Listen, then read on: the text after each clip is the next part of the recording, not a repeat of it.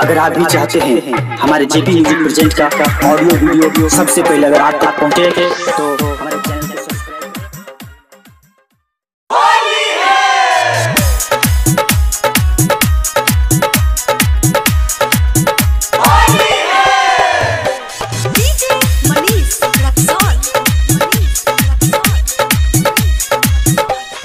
होलिया में बच के रही हागे छौरिया मन बहकल रहतौगे।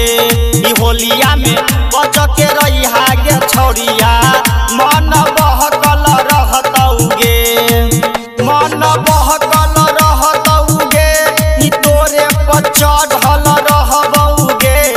डालबौ चोली में तोरा गे रंगवा लहंगा भीगल रहतौगे। डालबौ चोली में तोरा गे रंगवा लहंगा भीगल रहतौगे।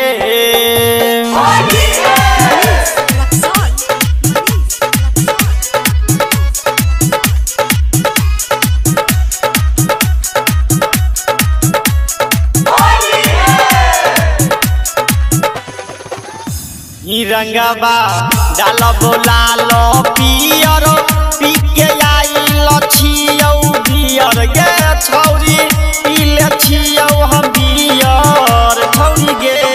रंगवा डालबो लाल पियर पी के आइल छियौ बियर गे छौरी पीले छियौ हम beer.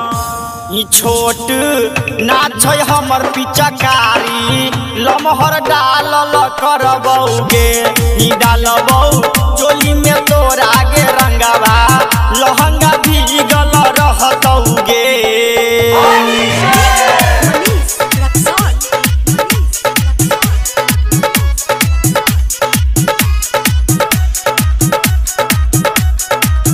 DS recording studio Darbhanga. लहे लहे डालबौ भीतर फाइट जैतौ जवनिया के इतर गे छौरी फाइट जैतौ इतर छौरी गे। लहे लहे डालबौ भीतर फाइट जैतौ जवनिया के इतर गे छौरी फाइट जैतौ इतर। पवन राजीव जितेंद्र कहै छौ जो मन भरल रहतौगे। डालबौ चोली में तोरा गे रंगवा लहंगा भीगल रहतौगे। DS recording studio Darbhanga.